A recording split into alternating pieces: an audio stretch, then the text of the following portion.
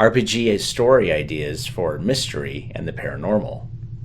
So basically, this one is the concept of if you blended kind of like a Scooby Doo mystery with X-Files Paranormal, where your players are investigators who were kind of lower into the government officials, and they were just So like they're agents for a government agency that isn't really out there to prove the paranormal, but gets the weird cases to kind of disprove the paranormal. They kind of get like the weird cold case that just goes nowhere because there's nothing there, but if it makes more sense once they start to realize there's something going on that they don't know about. Right. And then later on you might have a Snowden-esque character or a Deep Throat that tells them about the paranormal. Right. So the first few like games you would do with them would be more like a Scooby Doo, where it is just like an old man Jenkins and a costume, no matter how elaborate the costume is.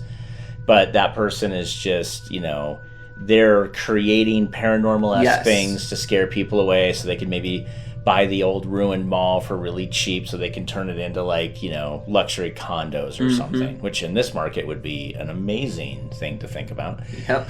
But maybe not dressing up and scaring, but you get the idea. But then the concept would be like maybe they come across, because the X-Files at the beginning were always trying to say like there was a paranormal explanation and there was like a natural explanation. You could go that route. But then they also had the smoking man figure, right, where he would just kind of start tipping them off to certain things. So you could have this NPC who is hell-bent on telling the truth, but is not in a place where they can just burn all the bridges. So your Snowden-esque character could be either the guy who did burn all of his bridges, and he's just appearing in these dark alleyways and they don't know exactly who he is. Or he could be very upfront, some high-level official who's just giving them enough information to maybe hang themselves, but maybe figure out something else. And the information he's giving isn't necessarily like very open and honest, right? Where it's not like, there's vampires in the old crypt underneath the cemetery, but more of a people go missing in that cemetery all the time. But sometimes they're found again and they're changed. Or something like there's some interesting clues you might find underneath the crypt. Exactly. Right. Yeah. And then with a weird like I would wear garlic if I was you. Like, just some weird, like, you know what I mean, thing that doesn't make any sense, but is helpful. You might want to go visit Father John at the Catholic church down the road before you hit here. Yeah, exactly. Ask him for some water or something, you know what I mean? Like, ask him for a blessing or something. I mean, just something weird like that, And then the nice thing is with, like, a Snowden-esque character, you have a person who, like, in Snowden, he's an ideologue, which means that he's committed to an idea. And so it doesn't really matter what it costs him or anybody else. He's going to spread that idea for good, bad, or otherwise. Yep. I'm not going to get into like political opinions on Snowden here, but in your game you could have a character who maybe has burned all of his ties and he's living in a foreign country, but he's still getting reports from his former people because they don't feel like they could burn all their bridges, but they're happy to feed Tony something. Is it Tony Snowden? Yeah, I think so. They're happy to feed Snowden information so that he can then publish it. He can then talk about it. He can then divulge it all out there. And so he maybe figures out who your players are, and he starts to say, hey, I can actually use these guys as like an instrument to do... to actually have feet on the ground in an area where I can't go anymore, because if I were to go back on that soil, I'm going to get arrested for treason. Yep.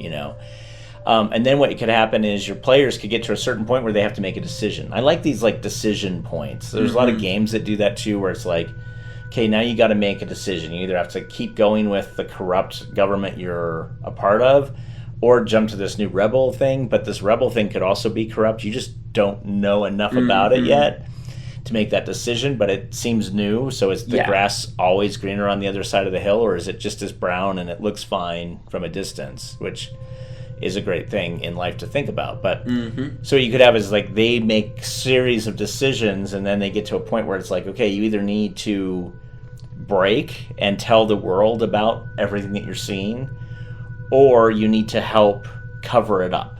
Yep. Like, and there may be a thing where like maybe an entire town is destroyed or almost destroyed or totally radically changed because of like an extra dimensional being comes through and just warps the fabric of reality. And your choices are, well, like the old mission, the old Men in Black before they went to the movies. The Men in Blacks have the little like red beepy things that let you wipe memory. Mm-hmm. That was done for the movies. My understanding is the comic books, they would pull out a 9mm and shoot you. That was how they erased your memory. Yeah. And so now you're in this position where it's like, we don't have the technology to erase everybody's memory. So we have cleaned up the incident, but now we have like 100 people that now know the truth, that survived through this. We've been blocking all of the like radio waves and everything else from them being able to communicate out to the outside world. So now it's like all of a sudden your boss comes to you and says, okay, I need you to go take care of these 20 people in this room, meaning I need you to go kill them. Yeah. And now your players are faced with this choice of, do I kill these people because they know the truth, but I know the truth?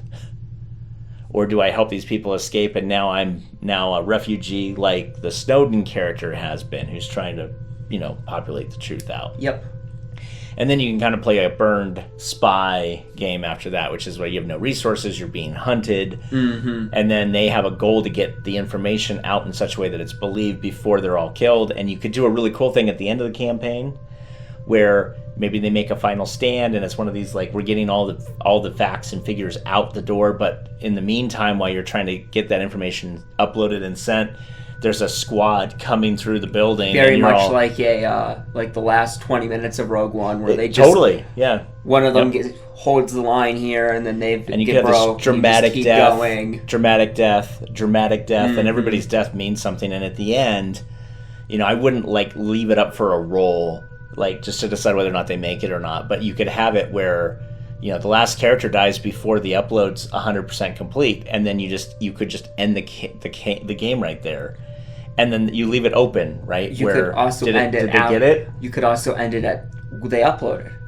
But what does the effects of the upload mean? Right, because exactly. they're not there to help facilitate that. Right, it's out there, but does anyone believe it, or does it just hit the wash of the internet and it just becomes another conspiracy theory? And then the government puts it into this weird fringe thing where only a handful of people have the stuff, and you kind of have like an Eratus where everybody who knows about it's starting to get put down again. Yeah. Anyway, all that to say, this is how I would run kind of a mystery with a paranormal game, or at least an idea to run one, and hopefully this has been very helpful. We'll see you next time.